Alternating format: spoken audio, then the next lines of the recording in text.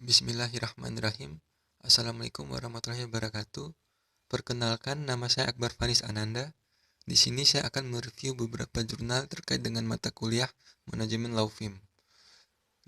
Jurnal pertama yang akan saya review yaitu terkait dengan analisis efektivitas manajemen perubahan pada firma hukum MAP, merupakan jurnal ekonomi dan bisnis volume 17 nomor 2, halaman 92 sampai 97 yang digarap oleh Aisyah Pia Asrun Putri. Dalam jurnal ini terkait dengan analisis efektivitas manajemen perubahannya itu, yaitu maksud dari perubahannya itu sendiri yaitu merupakan perubahan yang dilakukan oleh organisasi dalam mengembangkan bisnis atau usaha mereka untuk dapat bertahan di suatu industri. Seperti misalnya firma hukum MAP yang merupakan penyedia pelayanan jasa hukum di Indonesia. Jadi terkait dengan analisis efektivitas ini, hal itu dilakukan karena firma hukum MAP ini beberapa tahun yang lalu itu menghadapi suatu perubahan berupa incremental change, yaitu seperti perubahan yang secara berlangsung dilakukan oleh suatu organisasi misalnya yang dapat meningkatkan seperti kapabilitas dan keberlangsungannya secara relevan dengan dinamika kebutuhan yang dimana pelayanan jasa hukumnya itu secara kompeten. Nah, sehingga penelitian dalam jurnal ini sendiri itu dimaksudkan untuk menilai seberapa efektif firma tersebut mengelola perubahan. Nah, maksud dari perubahan itu sendiri adalah menyangkut implementasi Client Relationship Management atau CRM ke dalam proses bisnis firma.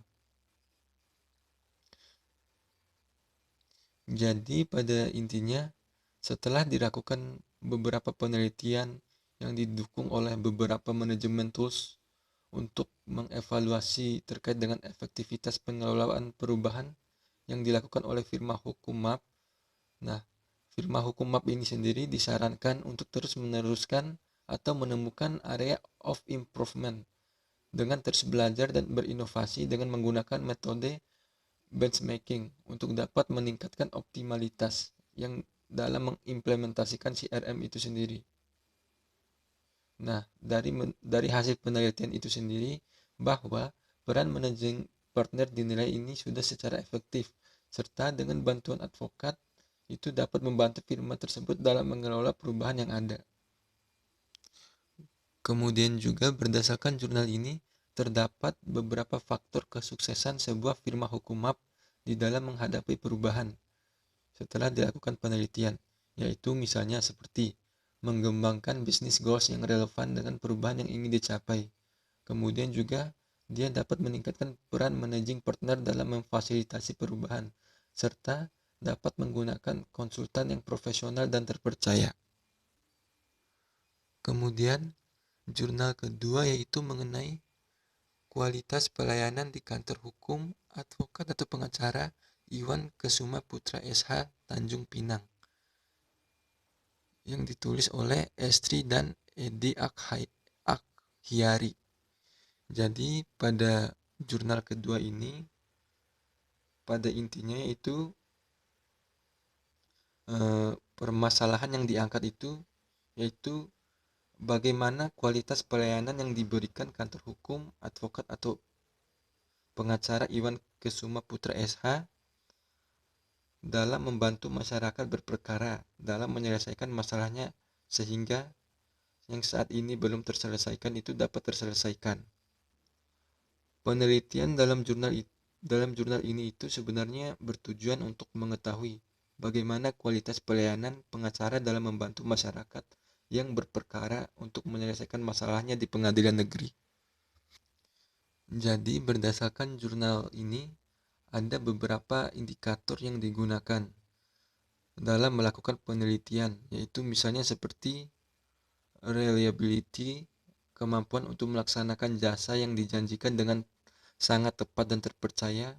Kemudian adanya responsiveness, pegawai yang membantu pencari keadilan dalam prosedur-prosedur. Kemudian juga assurance atau pengetahuan dan kesopanan karyawan untuk menimbulkan kepercayaan dan keyakinan. Kemudian juga seperti empati atau syarat untuk peduli, yaitu adanya tangible penampilan fasilitas fisik seperti peralatan misalnya media komunikasi yang dimiliki oleh setiap kantor, khususnya dalam kantor Iwan Kesuma ini, dan juga seperti responden masyarakat yang berperkara, yang juga menjadi klien, serta yang mendapatkan pelayanan di kantor pengacara Iwan Kusuma tersebut. Jadi dari jurnal ini sebenarnya pada intinya berdasarkan dari hasil analisanya itu bisa disimpulkan bahwa terkait dengan kualitas pelayanan pada kantor hukum Kesuma Putra SH ini sudah cukup baik. Nah, ini juga didasarkan pada hasil penelitian yang dimana peneliti itu memberi saran bahwa untuk kedepannya perbantuan hukum itu seharusnya dapat meningkatkan pemantauan dalam pelayanannya, sehingga di sini misalnya dapat diketahui kelemahan seperti apa dan diadakan perbaikan sehingga pelayanan yang diberikan akan meningkat lebih baik dan program pembantuan hukum itu dapat berjalan sebagaimana mestinya. Kemudian lanjut ke jurnal ketiga yaitu mengenai implementasi kewajiban advokat dalam menjaga rahasia klien, yang dimana studinya itu atau penelitiannya itu di kantor advokat John Vianto and Partners, Lardi and Partners, dan kantor sekretariat Dewan Kehormatan Daerah atau DKD Pradi Jawa Timur. Jurnal ini dibuat oleh Maharani Roya Ananta. Jadi terkait dengan jurnal ini sebenarnya lebih fokus ke kode etik advokat itu sendiri, yang dimana salah satunya adalah pasal 4 huruf H kode etik advokat. Kemudian juga ada seperti di pasal 19 Undang-Undang Nomor 18 Tahun 2003 tentang advokat, yaitu mengenai kewajiban advokat dalam menjaga rahasia klien. Nah, dari tujuan dari penelitian jurnal tersebut adalah yaitu mengenai untuk mengetahui dan menganalisa terkait dengan implementasi dan kendala advokat yang berkantor di beberapa bagian yang telah disebutkan tadi terhadap advokat yang melakukan pelanggaran kode etik. Pada jurnal ini penelitiannya itu menggunakan pendekatan yang dipakai adalah seperti yuridis sosiologis. Nah, dalam jurnal ini itu cara mengkajinya dan menganalisa permasalahan yang ditetapkan itu secara yuridis dengan melihat fakta empiris secara objektif. Jadi secara intinya dalam hasil penelitian yang dituangkan dalam jurnal ini yaitu terdapat beberapa kendala secara eksternal bagi advokat dalam menjaga rahasia klien, yaitu terletak pada klien yang tidak bisa membatasi pembicaraan perkara terhadap pihak lain. Kemudian juga DKD Pradi Jawa Timur ini akan menangani pengaduan atas dugaan pelanggaran kode etik advokat sesuai dengan ketentuan yang telah berlaku. Dari hasil penelitian ini terdapat beberapa kesimpulan yaitu mengenai implementasi kewajiban oleh advokat dalam menjaga rahasia klien di kantor advokat Johnny Vianto and Partners dan Lardi and Partners itu sudah menerapkan ketentuan yang tertuang dalam kode etik advokat yang dimana dalam Undang-Undang Nomor 18 Tahun 2003. Kemudian juga terdapat beberapa kendala yang dihadapi advokat dalam menjaga rahasia klien setelah dilakukan penelitian, yaitu misalnya kalau di kantor advokat John Vianto and Partners itu terdapat kendala eksternal yaitu klien dari kantor John Vianto and Partners itu tidak bisa menjaga dan membatasi informasi yang dibicarakan ke publik. Nah, untuk kantor advokat Lardi and Partners itu kurang lebih sama dengan kantor Jovianto and Partners, yaitu kendala eksternalnya juga hampir sama, bahwa juga ada perasaan tidak enak untuk menolak apabila pada saat menunggu sidang di pengadilan ada rekan atau klien yang ingin membaca berkas dan adanya tekanan-tekanan dari pihak lawan. Kemudian masuk ke jurnal keempat. Pada jurnal keempat ini yaitu membahas mengenai strategi komunikasi dalam meningkatkan kinerja karyawan di BHR Law Office. Jurnal Ilmiah Manajemen and Business volume 4 nomor 2 keluaran tahun 2019 yang dibuat oleh Niluh Putu Saryani. Jadi pada jurnal ini itu penelitiannya itu menggunakan teknis analisis data deskripsi kualitatif serta pengumpulan data berupa observasi dokumentasi, serta beberapa wawancara kepada pimpinan dan karyawan BHR Law Office. BHR ini sendiri yaitu merupakan salah satu kantor konsultan hukum di Denpasar yang dimana dibuat pada atau berdiri pada tanggal 2 Januari 2014. Nah, kantor konsultan hukum ini sudah banyak menangani banyak perkara seperti perkara pidana, perdata, dan sebagainya. Jadi terkait dengan jurnal ini, yaitu membahas mengenai macam-macam strategi dalam meningkatkan kinerja karyawan. Ada pendapat dari seorang ahli seperti menurut Griffin bahwa organisasi itu pada dasarnya memiliki strategi tersendiri dalam memajukan organisasinya. Misalnya seperti strategi yang sederhana sampai strategi yang paling kompleks. Nah, beberapa dari strategi yang coba diimplementasikan kepada BHR ini sendiri seperti perencanaan, pengorganisasian, penyusunan staf, pengarahan, pengawasan, dan sebagainya.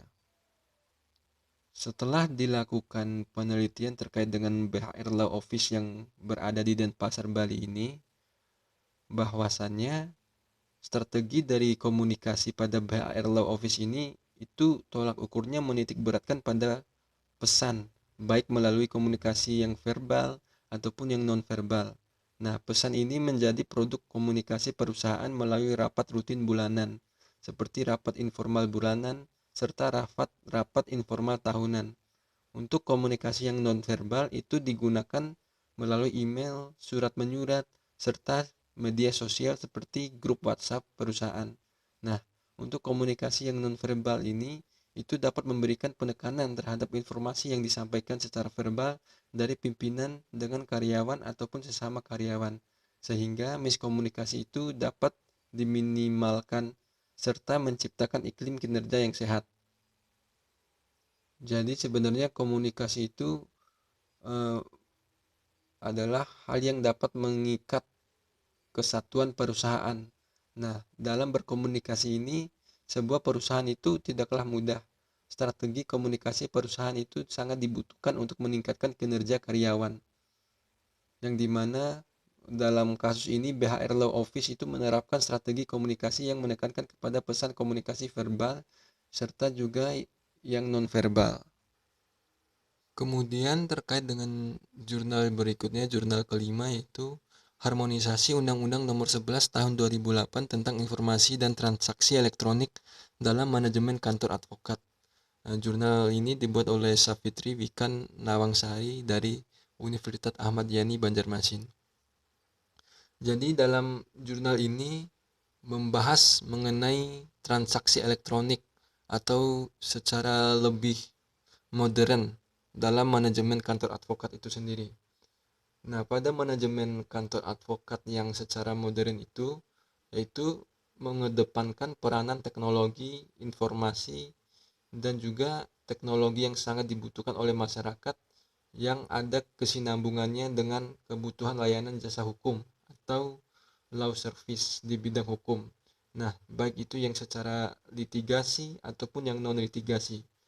Jadi dalam menghadapi era globalisasi yang semakin berkembang secara cepat dan batas dan serba otomatis, otomatisasi dalam manajemen kantor advokat yang modern ini itu berarti bahwa suatu jenis upaya dalam mendayagunakan seluruh potensi organisasi atau para advokat dan atau kelompok advokat yang ada di dalamnya itu melalui arahan atau pengendalian fungsi-fungsi manajemen organisasi dalam mencapai tujuan atau target yang telah ditetapkan dalam memberikan layanan jasa hukum yang berkualitas, sehingga pengalihan fungsi manual peralatan kantor misalnya di era yang serba digital atau konvensional ini yang dulunya banyak menggunakan tenaga manusia kepada fungsi-fungsi otomatis dengan menggunakan peralatan mekanis.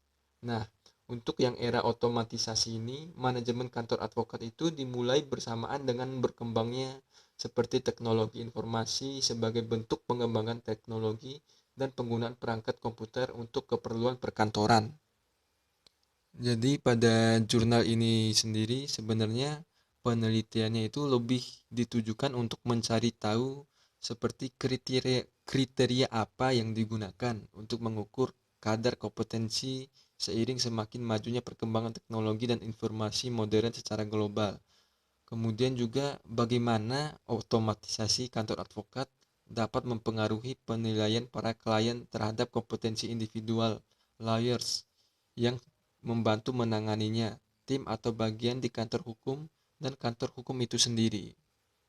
Kemudian juga sebenarnya lebih ke mencari tahu apakah Undang-Undang ITE itu memberikan kontribusi yang besar terhadap pergeseran paradigma dari manajemen kantor advokat konvensional menjadi manajemen kantor advokat modern berbasis komputerisasi dan digitalisasi. Jadi berdasarkan jurnal ini, setelah dilakukan penelitian, itu bahwasannya Undang-Undang ITE itu memberikan kontribusi yang besar terhadap pergeseran paradigma dari manajemen kantor advokat konvensional menjadi manajemen kantor advokat modern yang berbasis komputer misalnya. Kemudian juga bahwa hal tersebut itu terlihat antara lain dalam pembayaran gaji pegawai, kemudian pembayaran kontrak penanganan perkara atau honorarium dari klien kepada advokat atau kantor advokat dan transaksi-transaksi lain dengan melalui e-commerce tanpa warkat paperless trading.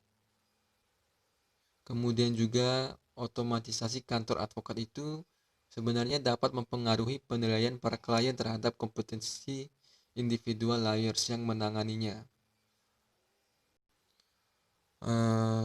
Sekian review dari kelima ini. Jurnal kelima ini sekaligus menutup review kita pada beberapa jurnal hari ini. Kurang lebih ada 5 jurnal. Lebih dan kurangnya mohon maaf apabila terdapat kesalahan kata dan sebagainya. Mohon dimaafkan. Saya Akbar Fanis Ananda pamit. Wassalamualaikum warahmatullahi wabarakatuh.